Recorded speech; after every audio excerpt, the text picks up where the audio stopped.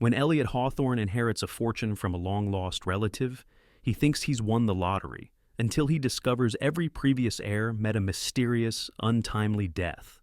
Now, the truth behind his family's wealth is waiting to be uncovered, and someone is willing to kill to keep it buried. Elliot Hawthorne never believed in fate, curses, or anything remotely supernatural. His life had been built on logic, discipline, and sheer determination. A self-made billionaire in the tech industry, he had clawed his way from a modest upbringing to the heights of success, running Hawthorne Innovations, a company that revolutionized artificial intelligence. But one morning, as he sat in his San Francisco office overlooking the skyline, a phone call shattered his carefully structured world. "Mr. Hawthorne, I'm calling on behalf of the Hawthorne estate. Your great-uncle, Reginald Hawthorne, has passed away. You are the sole heir to his estate and fortune." Elliot frowned. Reginald Hawthorne? He had no memory of the man. His father had barely spoken about their extended family, and Elliot had never been curious enough to ask. A quick search revealed shocking details. Reginald had been one of the wealthiest landowners on the East Coast, controlling a fortune that had been in the Hawthorne family for generations. Curiosity piqued, Elliot arranged a meeting with the estate's executor, Benjamin Aldrich, a sharp-eyed attorney who had managed the family's affairs for decades. Over a cup of imported coffee in Aldrich's dimly lit office, Elliot received a thick folder detailing the inheritance. The Hawthorne estate, an enormous 19th-century mansion in upstate New York, a $3.2 billion trust fund, ownership stakes in several industries. It was, by all accounts, a financial empire. But then Aldrich hesitated. "There's something else, Mr. Hawthorne," he said, sliding another file across the desk. "A pattern you should be aware of." Elliot flipped through the pages, his brow furrowing. Each document was a death certificate. Edward Hawthorne, 1912, missing, presumed dead. Henry Hawthorne, 1947, accidental drowning. Margaret Hawthorne, 1965, suicide. Jonathan Hawthorne, 1983, car accident. Reginald Hawthorne, present, unknown causes. Every heir before him had died mysteriously or disappeared after inheriting the fortune. "You're telling me there's a curse?" Elliot scoffed, closing the file. "This is ridiculous." Aldrich didn't flinch. "I don't deal in superstitions, Mr. Hawthorne. I deal in facts. And the fact is, every person who has touched this inheritance has met a tragic end. You are now the last of the Hawthornes." Elliot leaned back in his chair, exhaling sharply. He had spent his life avoiding drama, avoiding risk. And now, fate, or whatever force governed the world, was dangling an empire in front of him, wrapped in blood-stained paper. Logically, he should walk away. He didn't need the money. His own wealth was already astronomical. But there was something about this that didn't sit right with him. If this inheritance is so dangerous, why did Reginald name me as the heir? Aldrich slid over a final envelope, Reginald's last letter to Elliot. With a strange chill running down his spine, Elliot opened it. "Elliot, if you're reading this, I am already gone. I chose you because you are the only one left. But before you accept what I have left you, understand this. It comes at a price. There is something you need to uncover, something buried in the past. If you do not seek the truth, you will end up like the rest. Come to the estate. Everything begins there. Reginald Hawthorne." The words haunted him. Elliot had built his fortune on innovation, not inheritance. Yet something about this felt unfinished, like a puzzle missing its final piece. If he refused, he would spend the rest of his life wondering why he had been chosen. He made his decision. "I'm going to the estate," he said. Aldrich sighed, closing his briefcase. "I was afraid you'd say that." Elliot Hawthorne arrived at Hawthorne Manor under a steel-gray sky, the kind that loomed low and oppressive, threatening rain, but never delivering it. The estate was even larger than he had imagined, a Gothic monstrosity of weathered stone, towering spires, and ivy-choked walls standing defiantly against time. It looked more like a place meant to keep things inside rather than shelter those who entered. As he stepped out of his sleek black Aston Martin, the wrought-iron gate behind him groaned shut, sending an eerie echo through the sprawling grounds. An uneasy feeling settled in his chest. A stoic butler, dressed in an impeccably pressed suit, approached. "Mr. Hawthorne," he greeted with a slight bow. "Welcome home." Home. The word felt alien on Elliot's tongue.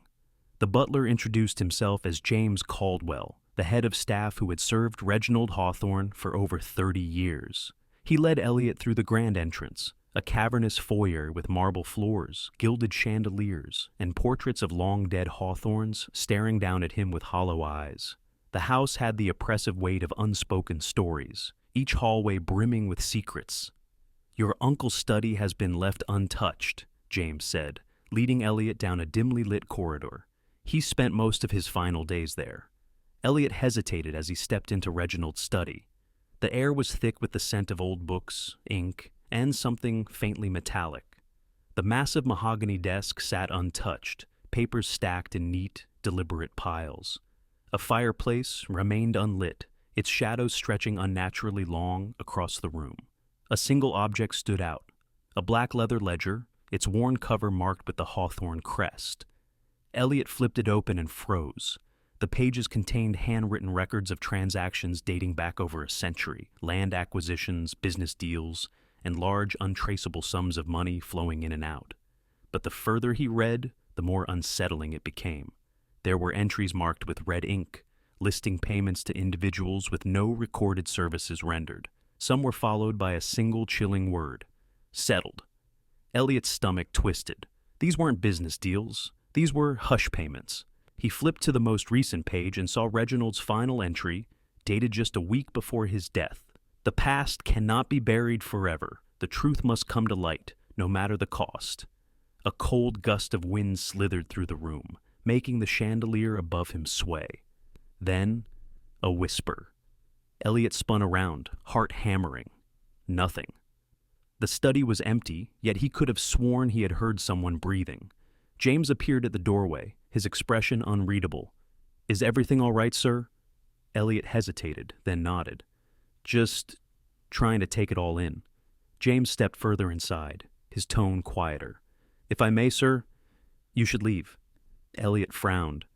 "Excuse me?" James' gaze flickered to the ledger. "Your uncle. He tried to fix something that was never meant to be fixed. The estate, the fortune.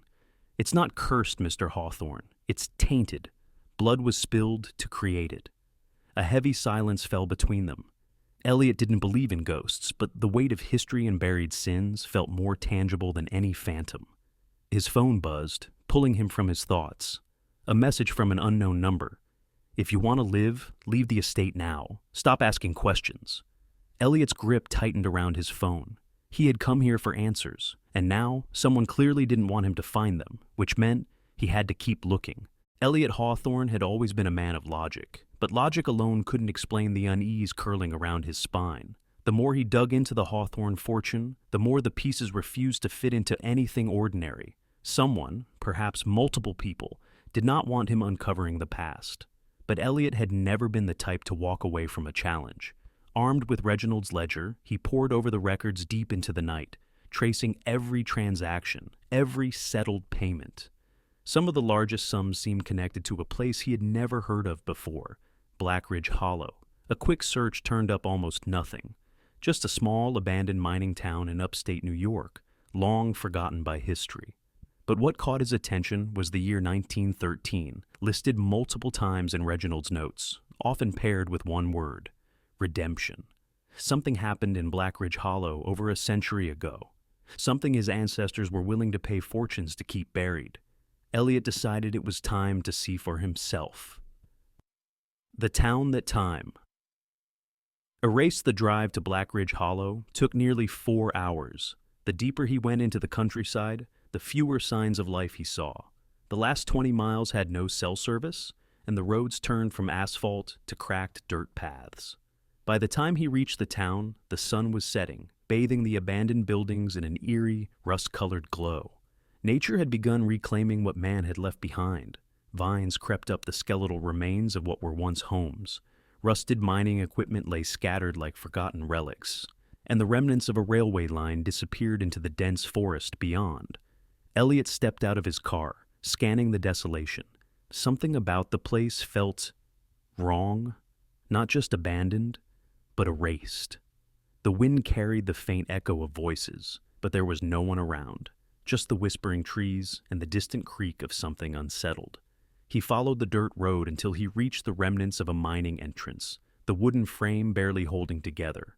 A rusted sign still clung to life, its faded letters reading, Hawthorne Mining Company. Establishment. 1879. Elliot exhaled sharply. His family owned this place. Stepping inside, he flicked on his flashlight, illuminating the darkened tunnels. Decay and damp earth filled his senses. The further he ventured, the more unsettling the air became, as if something was watching him. Then he saw it. At the end of the tunnel lay a cavernous chamber, the ground unnaturally flat, the rocks arranged in an almost deliberate pattern. He crouched down, brushing away layers of dust and dirt. What he uncovered sent a chill through his bones. Human remains, hundreds of them, a mass grave. Bones tangled together, skulls bearing signs of blunt force trauma, some with iron shackles still latched onto their ankles. His heart pounded in his chest as realization hit him like a hammer. This wasn't just a mining accident. This was a massacre. Suddenly he heard movement behind him, the shuffle of feet, slow, deliberate. Elliot spun around, flashlight slicing through the darkness. Nothing, just the stillness of the dead. Then a whisper, right by his ear. "You shouldn't be here." The flashlight flickered, and then it went out. Panic surged through Elliot as the darkness swallowed him whole. Elliot's breath came in short, shallow gasps as darkness swallowed him whole. The flashlight in his grip flickered weakly before dying completely, leaving him trapped in the cold, suffocating abyss of the mine. For the first time in years, fear wrapped itself around his ribs. Something, or someone, was here with him. The whisper he had heard wasn't a figment of his imagination. The shuffling steps, the sudden failure of his flashlight, the feeling of being watched, it all pointed to one thing. He wasn't alone. Fighting the rising panic, he fumbled for his phone, the screen's dim glow barely enough to cut through the oppressive blackness. With trembling fingers, he swiped on the flashlight app. The beam was weak, but it was enough to see the outlines of the mass grave before him, the scattered bones of those who had died here, buried beneath the weight of the Hawthorne Empire's sins. His pulse thundered in his ears as he turned toward the exit. He needed to get out of here. Now then, a metallic clang. Something had moved deeper in the tunnel. Elliot spun, the light catching a shadow darting behind an old support beam. His muscles tensed. There shouldn't have been anyone out here. The town was abandoned, long forgotten by the world, unless someone was making sure it stayed that way. Adrenaline surged through him as he sprinted back toward the entrance, the weight of unseen eyes pressing against his back. He didn't stop running until he burst into the open air, lungs heaving. The town was silent, the ruins bathed in the eerie glow of the rising moon. Whoever, or whatever, had been down there had let him go. But why? He didn't wait to find out. He needed answers. The warning. Back at the Hawthorne estate, Elliot locked himself in Reginald's study, his mind racing. He pored over the ledger again, now understanding the horrifying truth. His family's wealth wasn't just tainted, it was built on blood. The massacre at Black Ridge Hollow hadn't been an accident. It had been a cover-up, silencing the workers who had rebelled against brutal conditions and unpaid wages. Instead of granting them justice, the Hawthornes had sealed them inside the mine, ensuring their secrets died with them. Reginald had known. He had tried to make amends, leaving behind cryptic notes about redemption, but before he could act, he had died. Was it guilt that killed him, or something else? A sudden knock on the study door made Elliot jump. James the butler entered with an envelope in hand. His face was unreadable. "This arrived for you, sir." Elliot took it, his pulse quickening. The envelope was unmarked, sealed with a single red wax stamp, the same symbol he had seen in the ledger next to the settled transactions. Slowly, he broke the seal. Inside was a single slip of paper. "Walk away, Elliot, or you will end up like the rest." The room seemed to shrink around him. Someone knew what he had found, and they were watching. Elliot stared at the cryptic message in his hands, his heartbeat hammering against his ribs. "Walk away, Elliot, or you will end up like the rest." The meaning was clear. He was getting too close to the truth. his hands curled into fists. He had come to Hawthorne Manor out of curiosity, but now it was personal. Someone had killed Reginald before he could expose the truth, and if Elliot didn't act fast, he could be next.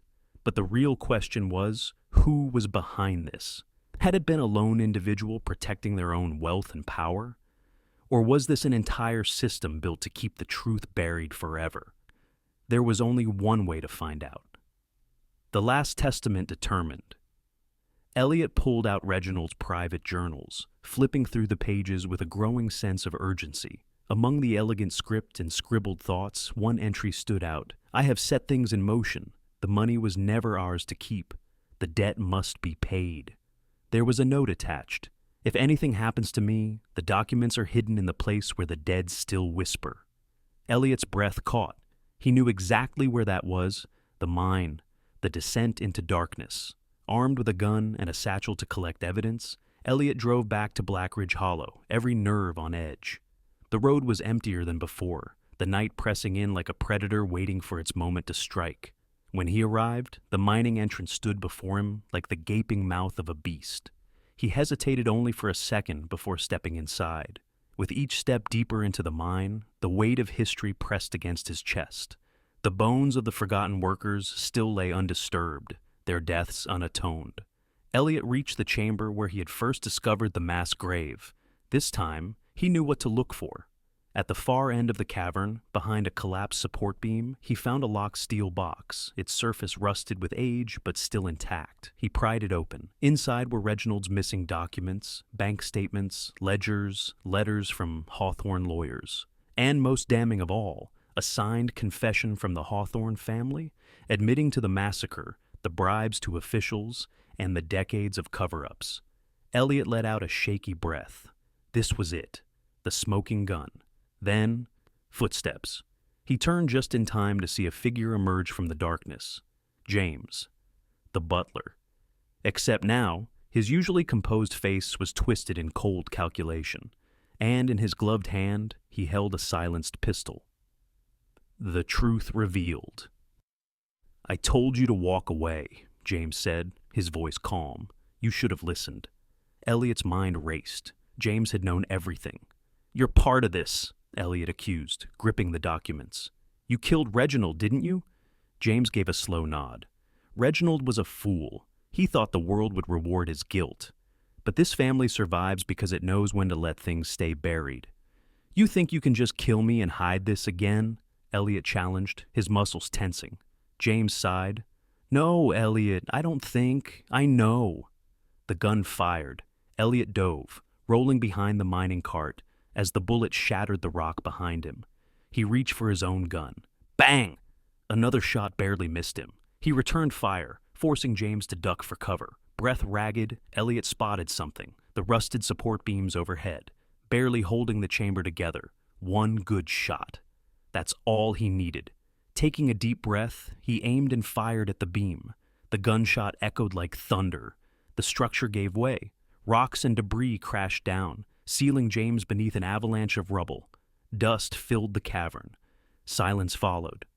James Hawthorne, the last enforcer of a dead empire, was gone. Justice or vengeance? Elliot emerged from the mine, bloodied but victorious, carrying the evidence that would change everything. He didn't hesitate. He leaked everything.